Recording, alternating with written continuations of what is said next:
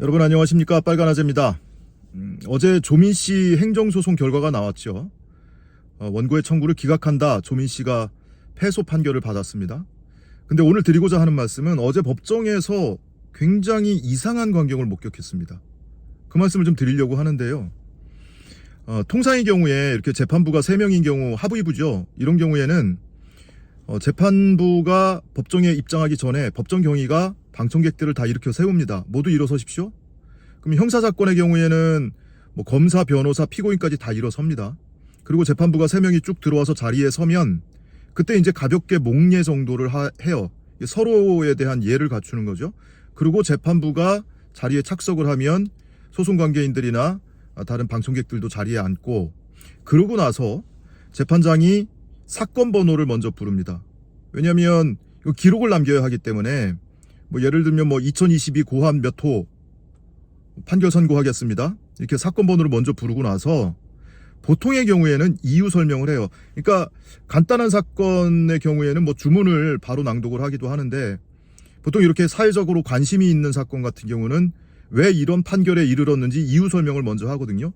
이런 쟁점에 대해서 우리는 이렇게 판단했고, 이 주장은 받아들이고 이 주장은 받아들이지 않는다. 그래서 결론, 끝에 가서 주문, 원고의 청구를 기각한다. 또는 부산대학교의 원고에 대한 입학 허가 취소 처분을 취소한다.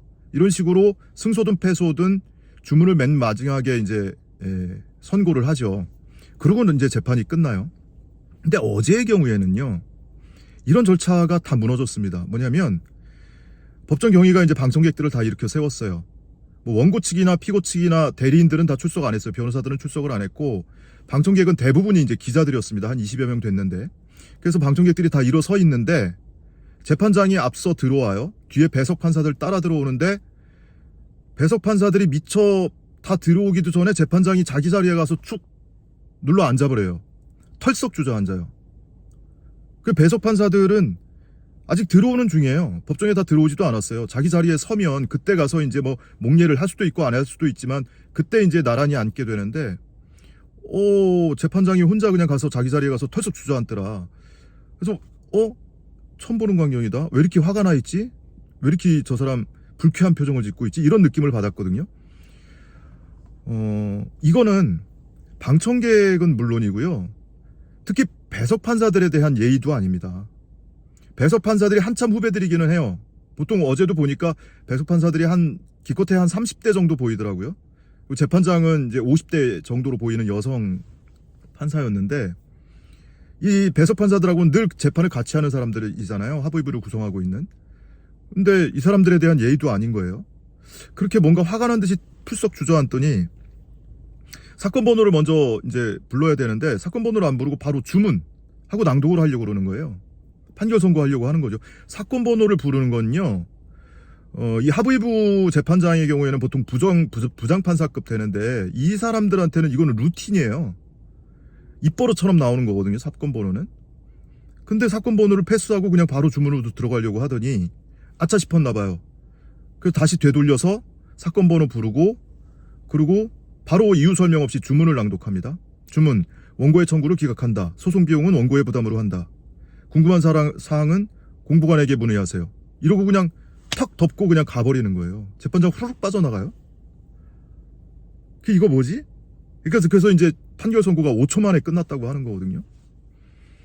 너무 정신없이 끝나서 기자들도 다 벙찐 표정이더라고요.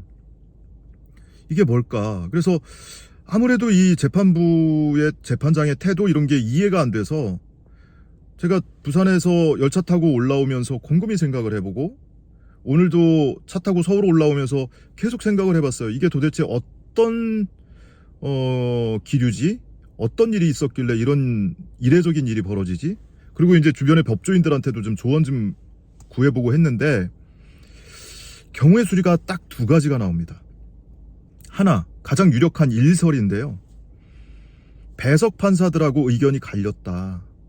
재판장은 원고 승소 판결을 하려고 했는데 배석 판사들이 아니다, 재판장하고 의견을 달리해서 끝까지 주장을 굽히지 않았다. 그래서 결과적으로는 이게 세게 충돌을 했고, 재판장이 본인의 판단과는 다른 판결을 읽게 된 것 아닌가. 그런 느낌이 들었어요.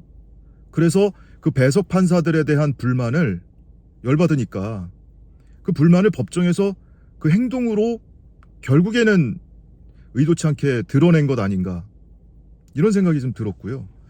또 하나는 글쎄요, 뭐 여기까지 가면은 음모론이라고 할지 모르겠는데 좀 경우의 수가 낮지만 뭔가 외압이 있었나?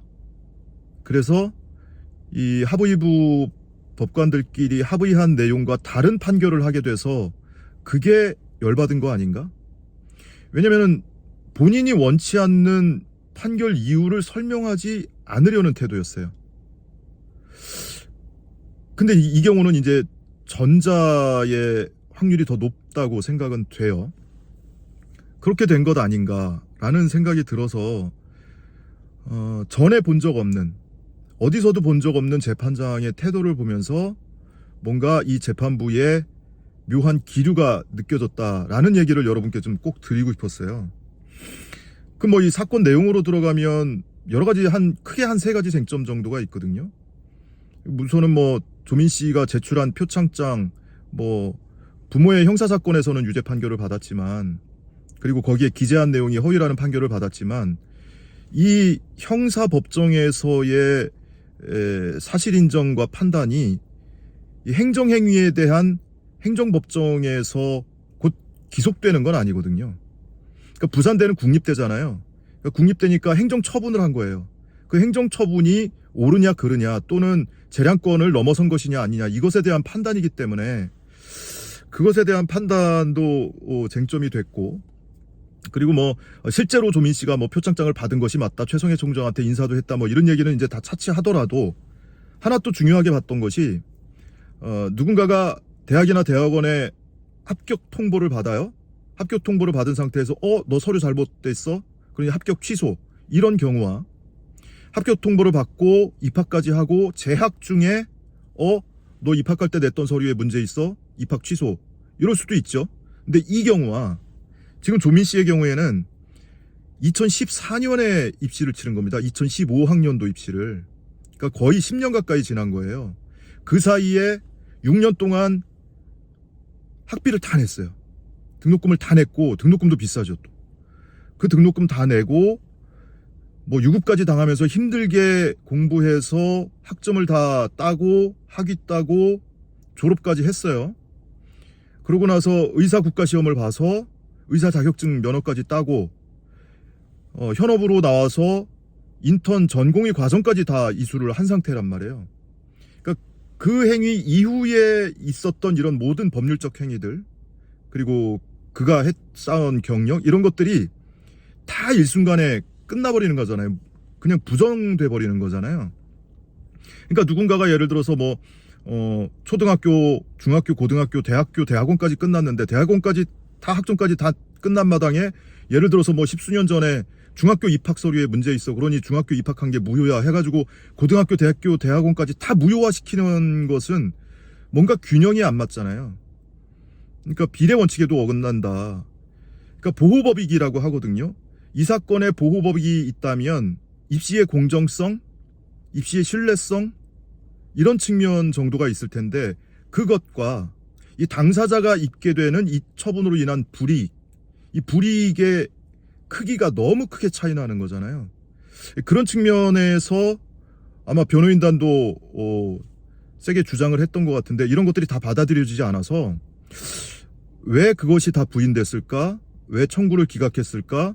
그 이유 설명이라도 궁금하다.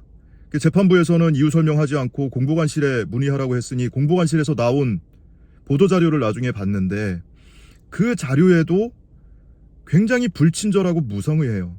제대로 설명이 돼 있질 않아요. 그 자료만 봐가지고는 왜 재판부가 이런 판단에 이르렀는지를 이해를 할 수가 없어요. 이게 한 페이지 반 정도 분량이거든요. 굉장히 무성의하고 불친절하게 작성돼 있더라. 그러니까 이런 것들을 다 종합해 놓고 보면 재판장이 본인의 의지와 다른 판결을 하게 된 것 아닌가? 무슨 이유인지, 배석 판사들과의 이견 때문인지 또 다른 이유가 있는 것인지, 결과적으로 그 이유 때문에 법정에서 자기도 모르게 그 불만이 드러난 것 아닌가, 이런 생각까지 이르게 됐습니다. 물론 이거를 확인할 길은 없어요. 그리고 저만의 생각일 수는 있어요. 하지만 적어도 제 경험으로 비춰서 지금까지 어디서도 보지 못한 이 재판부, 재판장의 모습을 보면서 그 이유가 뭘까를 생각해보면 이것 외에 달리 해석이 안 되더라고요. 결과적으로 그렇게 놓고 보면은 항소심이 더 어렵다고는 하지만 항소심 가서 다퉈볼 만한 것 아닌가? 이런 생각도 하게 됐습니다. 그래서 이 내용을 여러분과 꼭 한번 공유를 하고 싶었습니다.